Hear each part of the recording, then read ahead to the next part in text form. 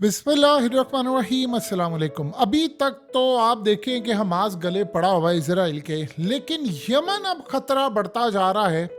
Yemen की जानिब से उनकी मिलिट्री के तर्जुमान यहया ने ऐलान किया है कि कोई दिन हमने इसराइल को चैन से नहीं बैठने देना।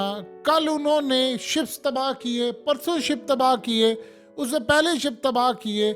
पूरी शिपिंग लेन जो है वो इस वक्त डिस्टर्ब हो गई है और अब उन्होंने ऐलान किया है कि इसराइल के खिलाफ यमन की एयरफोर्स ने बहुत बड़ा हमला किया है और हमला उन्होंने कहा है कि हमने उमे अल रशरश एरिया में किया है। ये कौन सा एरिया है? ये असल में आज का इलात है। जब 1948 में जंग हुई थी तो इसराइल ने इस इलाके को फतह कर लिया था। अरबों के साथ जो जंग हुई थी उस वक्त आप जानते हैं कि इसराइल के अंदर भी जंग हुई थी फ़लस्तीनियों के साथ, तो उन्होंने इस इलाके को फतह कर लिया था। आप इसकी अहमियत का अंदाज़ा ये लगा सकते हैं कि ये इतना ज़्यादा अहम इलाका है कि यहाँ पर उन्होंने कहा है कि हमने इनकी सेंसिटिव इंस्टॉलेशन पर ड्रोन्स मारे हैं और बहुत बड़ी तादाद के अंदर उन्होंने कहा कि हमने इतने ज़्यादा ड्रोन्स भेजे हैं कि सीधा जाकर हिट किए।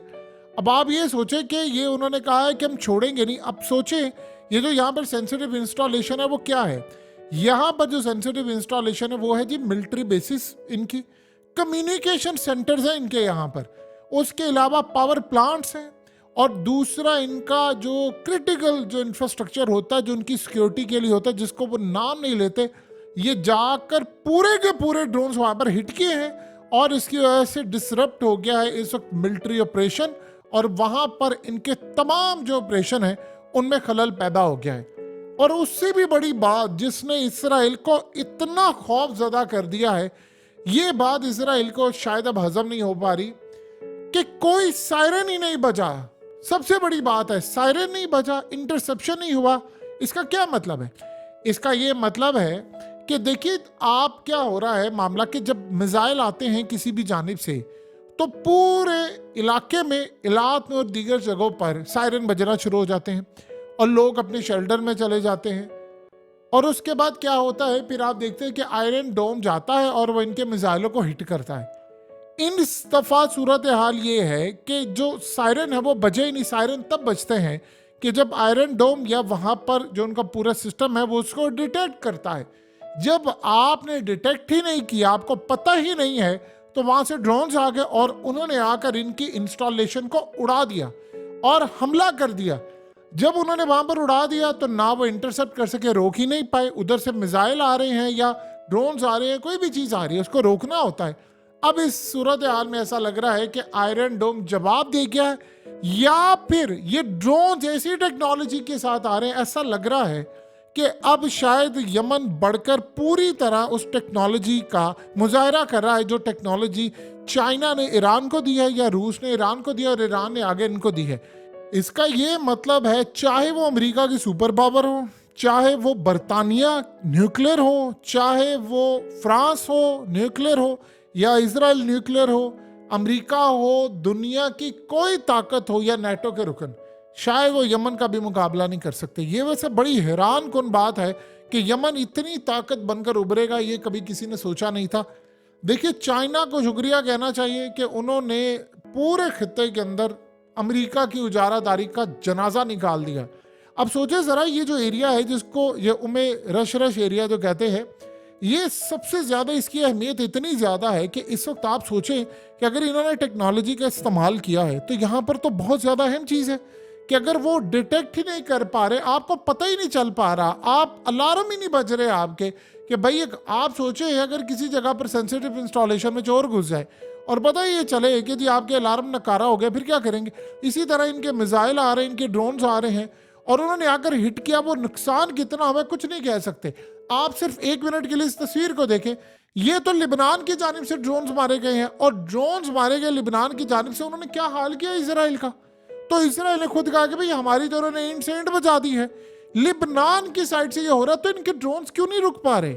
क्या ऐसी वजह है कि कौन सा ऐसा मामला हो गया है कि अचानक ऐसा लग रहा है कि टेक्नोलॉजी इनको दी गई है जो डिटेक्ट ही नहीं हो पा रही और इसराइल इस वक्त बड़ा परेशान है कि ये मामला चल क्या रहा है। देख जानिब आप ये देखें, उन्होंने अपने 3 बंदे भड़का दिए और 3 कैदियों के बारे में इंफॉर्मेशन दी गई है कि जी वो कैदी जो थे उनके अब बहुत सारी खबरें आ रही हैं जी सामने। एक तो असल में कुछ असल चीज़ तो ये है कि जी वो वहाँ पर स्ट्राइक करके उनके बंदे मारे, कुछ कह रहे जी इन्होंने मार दिए, और जी वो तो शर्टलेस थे, वो तो पनाह मांगने के लिए आए थे। वो पूरा मुल्क उनका वहाँ पर सड़कों पर निकला हुआ है। और आप ये देखिए कि वो क्या कह रहे हैं, इनको वो कह रहे हैं जंग बंदी करें। लेकिन अगर हम इलाद की बात करें, ये जो ड्रोन्स मारे हैं, देखिए ये साउदर्न टिप है इसराइल का, ये बड़ी खास एरिया है। ये इनके इसराइल की सिर्फ एक ही एक्सेस जो ये रेड सी की जानिब होती है, ये जहां से सारा शिपिंग और ये सारा कुछ आ रहा है, उसको जो एक्सेस लगती है वो इलाद को लगती है, इलाद पोर्ट से लगती है। यानी आप अंदाजा कर लें कि अगर आपने इलाद के ऊपर हमला किया है तो ये इलाका इतना अहमियत का हामिल है कि सिर्फ यहां से आप रेड सी तक जा सकते हैं, और रेड सी पर ही सारी सूरत हाल इस वक्त चल रही है, शिपिंग का आना जाना ये वो। अब आप सोचें ये लोकेशन इतनी ज़्यादा क्रूशल है, जो ट्रेडिंग होती है, यानी इसराइल का जितनी भी ट्रेडिंग होती है, चाहे वो मैरीटाइम ट्रेड हो या इंडियन ओशन तक, यहाँ से निकलकर उन्होंने इंडियन ओशन या आगे पूरे इलाकों में जाना है, चाइना तक जाना है माल लेकर, या इंडिया तक जाना है, या आगे जाना है, या पूरे बाहर जाना है, निकलना है, तो सिर्फ यहाँ से होकर जा सकता है इलाद पोर्ट की जानिब से। अगर वहाँ पर जाकर हमला हो रहा है तो आप उसका इकोनॉमिक सिग्निफिकेंस जानते हैं क्या है, कि इलाद असल में इकोनॉमिक हब है। देखिए आज के दौर के अंदर अगर हम पाकिस्तान की हालत देखें तो पाकिस्तान की हालत क्यों बुरी है, हमारी इकोनॉमी कोलैप्स कर रही है, पूरी तरह क्रैश हो रही है। तो इकोनॉमिक सिचुएशन जो होती है वो किसी भी कंट्री की अहम होती है। आप उसको सबसे ज्यादा नुकसान तब पहुंचाते हैं, एक तरफ तो वो शिप जाने नहीं दे रहे, और दूसरी जानिब वो कंपनीज ने कहा जी हमने भेजना नहीं है, तो माल उन्होंने भेजना बंद कर दिया। इसराइल को एक तो वो नुकसान है, लंबा रूट पड़ा है। दूसरा यहाँ पर आप ये देखिए ट्रेड और टूरिज्म, ये दो चीजें हैं जिसके हवाले से बड़ा अहम है। ट्रेडिंग यहाँ पर होती है, यानी यहाँ पर माल का आना जाना पोर्ट से, और उसके अलावा टूरिज्म है। अब आप ये सोचें कि ये जो पोर्ट है इलात, ये असल में इसराइल ने जो ट्रेड करनी होती है एशिया, अफ्रीका और दीगर जगहों पर, वो उसको कनेक्ट करने वाली जो पोर्ट है वो इलात है। अब आप सोचिए जरा मिलिट्री के पॉइंट ऑफ व्यू से सबसे ज्यादा इसराइल को क्या एडवांटेज है। इसराइल असल में इलाद के थ्रू कंट्रोल करता है पूरे इसराइल की, जो स्ट्रेटेजिक मिलिट्री एडवांटेज है वो असल में यहां से होता है। असल में ये एक बफर जोन है, कोई भी हमला होता है साउथ से हो या शिपिंग लेन से हो, कहीं से भी हो, तो असल में ये एक बफर जोन की तरह काम करता है कि कहीं से भी हमला होता है तो ये असल में उसको मैनेज करते हैं। अब इन्होंने काम क्या किया था 1949 के अंदर, आप जानते हैं कि जब इसराइल का 1948 में क़याम हुआ तो 1949 के अंदर जो लड़ाई हुई थी उसमें इन्होंने विक्ट्री हासिल की। तो इसराइल इतना खुश हुआ था, इतना खुश हुआ था, इनकी फौजों ने वहां पर क़याम किया और ये इलाका फतह कर लिया। ये बहुत बड़ी मुसलमानों की शिकस्त थी, इतनी बड़ी शिकस्त थी कि जिसका हम लोग अंदाजा भी नहीं लगा सकते। अब सोचिए जरा कि नेबरिंग कंट्री से, हमसाया ममालिक से जितने उनके ताल्लुकात हैं वो सारा कुछ इलाद के थ्रू होता है, और इलाद की लोकेशन, इकोनॉमिक पोटेंशियल, हिस्टोरिकल जो सिग्निफिकेंस है, या उसके अलावा ये एरिया जो पूरे का पूरा मुल्क उसका डिपेंडेंट है, वो इस एरिया की वजह से। अब यहां असल बात समझिए, आपने समझ लिया इशू क्या है। यमन कोई और मुल्क नहीं है, ईरान नहीं है, अमेरिका नहीं है, या चाइना नहीं है, रशिया नहीं है, कोई और मुल्क नहीं। यमन, हमने कभी सोचा नहीं था कि यमन इतनी पावर बन जाएगा इतनी देर के अंदर। असल में यमन ने अमेरिका से डायरेक्ट पंगा लिया हुआ है, और यमन के पास टेक्नोलॉजी, वो सारे कहते हैं, अमेरिका का मानना ये है, जो उनकी रिपोर्ट्स हैं, कि यमन को जो टेक्नोलॉजी जाती है वो सारी की सारी ईरान से जाती है, उनको सपोर्ट, पैसा और ये तमाम चीज़ें। अब यमन की जानिब से हूसियों ने हमला जो किया है वो तो उन्होंने उड़ा कर रख दिया इनको। आप सोचें कोई एक मुल्क, इवन के ईरान में भी अभी शायद वो लेवल नहीं है, या चाइना में नहीं है जुर्रत, या रशिया में नहीं है जुर्रत कि वो अमेरिका के शिपों को तबाह कर सके। ये पूरे वर्ल्ड में शायद वाहिद मुल्क है, किसी में जुर्रत नहीं है कि अमेरिका, इजराइल, नॉर्वे, बुल्गारिया और बर्तानिया से लेकर आप डेनमार्क, इन तमाम कंपनीज के शिपों को आप तबाह कर दें, इन ममालिक को आप उनकी शिप को तबाह करें और कोई आपके खिलाफ कुछ कर ना पाए। अब इस सारे मामले के अंदर आप ये देखें मनाजिर क्या है। कल यमन के अंदर क्या हुआ, अवाम को उन्होंने सड़कों पर लिया, अवाम आ गई सड़कों पर, उन्होंने कहा जी आप करेंगे ऑपरेशन, हम आपके साथ लड़ने को तैयार हैं, जितनी जरूरत होगी हम लड़ाई करेंगे। और तब तक आपने ये हमले करने ऑपरेशन करना है जब तक हम यहां पर गजा को आजाद नहीं करवा लेते। उन्होंने कहा कि लड़ाई होगी, बड़ी होगी, नुकसान होता है, जाहिर सी बात है, अगर अमेरिका हमला करता है, कुछ करता है तो फिर लड़ाई तो होगी। तो वहां पर अवाम ने आकर कहा कि आप बेफिक्र हैं, हम इस लड़ाई को आखिरी दम तक लेकर जाएंगे। मजे की बात यह है कि सऊदी अरब ने यहां पर बड़ी डेवलपमेंट की है। ईरान से एक तो उनकी ट्रेडिंग है, मजे की बात यह है, और दूसरा उन्होंने यमन के साथ, हूथियों के साथ पीस एग्रीमेंट करे थ्रू ईरान। ये अब तक का सबसे पॉजिटिव पॉइंट है सऊदी अरब का। और उन्होंने असल में काम करके क्या किया है, मोहम्मद बिन सलमान ने जो मामला किया है, अगर अमेरिका इस वक्त तक हमला नहीं कर पाया तो इसमें सऊदी अरब का बड़ा रोल है। ये भी एक बड़ी अहम बात है। असल में इस दफा जंग को शायद हर कोई अपने अपने अंदाज में कहीं ना कहीं से लड़ रहा है, बहुत सारे ममालिक को निकाल के। सऊदी अरब ने अमेरिका को कहा आपने हमला नहीं करना, और साथ उन्होंने यमन के साथ सुलह भी कर ली। तो इस सूरत हाल में अब अमेरिका कह रहा है कि भाई मैं कहां से हमला करूं, यानी कहां से जाकर लड़ाई हो, क्योंकि जब इन्होंने मारना है, उन्होंने पलट कर इनको मारना है, तो उनके तो मिडिल ईस्ट में अड्डे हैं, तो कोई मुल्क भी इजाजत नहीं देगा कि अपने मुल्क के अंदर, जाहिर सी बात है, क्यों इजाजत दे, इतना मिडिल ईस्ट के अंदर अमन है। आपने वर्ल्ड कप नहीं देखा था कतर का, कितना अमन था, कितनी मेहनत करके ये अमन ऐसे थोड़ी आ जाता है, ये सालों पर मुश्तमिल आपकी सिक्योरिटी होती है, तो वो क्यों अपने मुल्कों के अंदर कोई ऐसा मामला करे।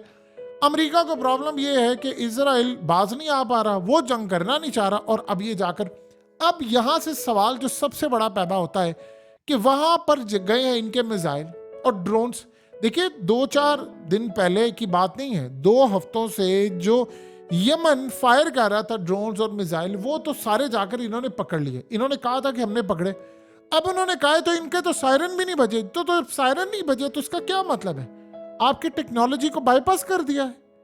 अगर ये हो गया है तो इसराइल का तो फिर डिमोना भी खतरे में आ गया है। क्या कहा था उसने कहा था यमन ने कि हम जब अब हमला करेंगे तो डिमोना पर भी करेंगे और हमला करेंगे इसराइल की सेंसिटिव इंस्टॉलेशन पर। अब मजे की बात यह है कि वो क्या कह रहे हैं इनको, वो कह रहे हैं कि आओ लड़ाई कर लो, हम तो तैयार हैं, यानी हमें कोई परेशानी नहीं। सवाल यहां पर यह पैदा होता है कि यमन के पास टेक्नोलॉजी कहां से आ गई है, ये सबसे बड़ी बात है। देखिए छोटी बात नहीं है, अमेरिका के शिप को आप उड़ा दें, उसको कोई डिटेक्ट ही ना करे, आप नॉर्वे की शिप को उड़ा दें, ऐसा नहीं अमेरिका की सिक्योरिटी नहीं, सिक्योरिटी है वहां पर। तो आप बताइए, देखिए समझे इस बात को, जो यमन ने हमला किया था, एक इजराइल के ऊपर एक मिसाइल दागा था, अभी वो यहां से उड़ा था, अमेरिका ने उसको तबाह कर दिया। याद है ना आपको, जब ये जंग स्टार्ट हुई थी उस पर पहला उन्होंने हमला किया था, और वो अगर चंद सेकंड लेट होता वो सीधा जाकर इलाद के ऊपर हिट करना था और किसी बिल्डिंग पर, लेकिन अमेरिका ने इसको डिटेक्ट करके उड़ा दिया रास्ते में। अब क्यों नहीं उड़ाया अमेरिका ने? आप गौर करें एक बात पर, ईरान की टेक्नोलॉजी और यमन की टेक्नोलॉजी में सिमिलैरिटीज आप देख रहे हैं। आप ये देखें, ये फुटेज देखें, अमेरिका का नीचे एयरक्राफ्ट कैरियर है जिसके ऊपर 50 से 60 उनके जेट हैं, और उसके ऊपर ईरान के ड्रोन्स हैं, और साथ उनके बोट्स आते हैं, स्पीडी बोट्स जिसको कहते हैं, और उनके ऊपर मिसाइल दागने की फैसिलिटीज हैं। और वो फोन पर अमेरिका को कह रहे हैं कि आप यहां से ले जाएं, नहीं तो हम यहां से उड़ा देंगे। और अमेरिका उनको कह रहा है नहीं जी, हम तो इंटरनेशनल वाटर्स में हैं, आपका तो ये राइट ही नहीं बनता। बहरहाल वो करके अमेरिका ले गया। आपने लेकिन एक चीज गौर की है कि अमेरिका के एयरक्राफ्ट कैरियर के ऊपर ड्रोन्स है और वो तबाह नहीं कर पाया। आप अगर इंटरनेशनल वाटर्स में हो और अगर ड्रोन आपके ऊपर आ जाए, देन आपका राइट होता है कि आप उसको उड़ा देते, क्योंकि आप कहते हैं कि जासूसी भी मेरी कोई करने नहीं आ सकती। आप इंटरनेशनल वाटर्स में आए तो वहां पर कानून जो कहता है कि भाई आप ये नहीं कर सकते। अमेरिका ने ड्रोन नहीं उनका गिराया। अब गौर कर रहे हैं, पिछले काफी अरसे से ईरान की टेक्नोलॉजी को डिटेक्ट नहीं वो कर पा रहे, यमन की टेक्नोलॉजी को। अब अगर वहां पर ड्रोन ने जाकर हमला कर दिया है और कुछ सायरन नहीं बचा, तो फिर ये समझ लें कि टेक्नोलॉजी को बाईपास, एक चीज। दूसरी चीज ये है कि क्या इजराइल का पूरा सिस्टम हैक कर लिया गया है, या उसका सिस्टम हैक हो गया कि वहां से उन्होंने हैक कर लिया था, वो उनकी टेक्नोलॉजी काम ही नहीं कर पा रही थी। अब इस सारे मामले पर तीसरी सबसे अहम चीज है कि इजराइल के ऊपर इस वक्त साइबर हमले हो रहे हैं दुनिया भर से, और इनके कभी चैनल को हैक किया जाता है, कभी सिस्टम को हैक किया जाता है। आपको याद होगा कि चाइना ने इल्जाम लगाया था अमेरिका के ऊपर कि हमने अपने मुल्क में जलजिला आने से पहले 48 घंटे और 24 घंटे से पहले एक सिस्टम रखा हुआ है कि जो अलार्म बजाता है, जो हमें बताता है कि जी जल्जला आने वाला है, लेकिन अमेरिका ने इसको हैक किया और अमेरिका ने फॉल्स अलार्म कर दिया। यानी लेट से नॉर्थ में हम अगर जल्जला आना है तो उन्होंने साउथ में अलार्म बजाने का सिस्टम कर दिया कि साउथ की तैयारी करें उधर से, ताकि कोई भी अगर कोई मसनूई जल्जला भेजना हो तो ये मैनेज ना कर पाए। याद है ना आपको? एग्जैक्टली अगर हम इस सारे पॉइंट ऑफ व्यू से देखें, अभी तक तो इसराइल आयरन डोम और ये वो फलाना कुछ ऐसा लग रहा है, इन सब ने स्टार्ट में वो टेक्नोलॉजी का इस्तेमाल नहीं किया। स्टार्ट में अगर ये करते तो वो डायरेक्टली इजराइल अमेरिका को कहता कि यार आप मुझे टेक्नोलॉजी दें, ये तो हो ही नहीं पा रहा, या वो पहले दिन से जंग का जो हुलिया है वो कुछ और होता। मजे का काम हुआ है बड़ा अजीबो गरीब कि टेक्नोलॉजी यहाँ से गई है और टेक्नोलॉजी वहां पर फायर कर रही है, और फिर ये इनका सारे का सारा सिस्टम मैनेज ही नहीं कर पा रहा। यानी अब इनके पास शायद वो कैपेबिलिटी आ गई है कि वो इसको कैप्चर कर रहे हैं या पूरे का पूरा सिस्टम हैक कर रहे हैं कि वो जहां कर वहां पर हमला कर रहा है। पहले इन्होंने वो जो इनके मिसाइल थे उनको खत्म करवाया, कंज्यूम करवाया, स्टॉक में सारी चीजें खत्म करवाई कि एक दफा पहले मुक जाए, असल चीज की तरफ आएंगे। अभी 2.5 लाख के करीब, 1.5 लाख ये कहते हैं, वो कहते हैं 2.5 लाख, कुछ 3 लाख कहते हैं। हिजबुल्लाह के पास मिसाइल पड़े हुए हैं, ड्रोन्स पड़े हुए हैं, ईरान के पास पड़ा हुआ है, अमेरिका और इसराइल के पास मुक गए हैं। तो अब आपको समझ आ गई है कि इसराइल के लिए कितनी मुसीबत है।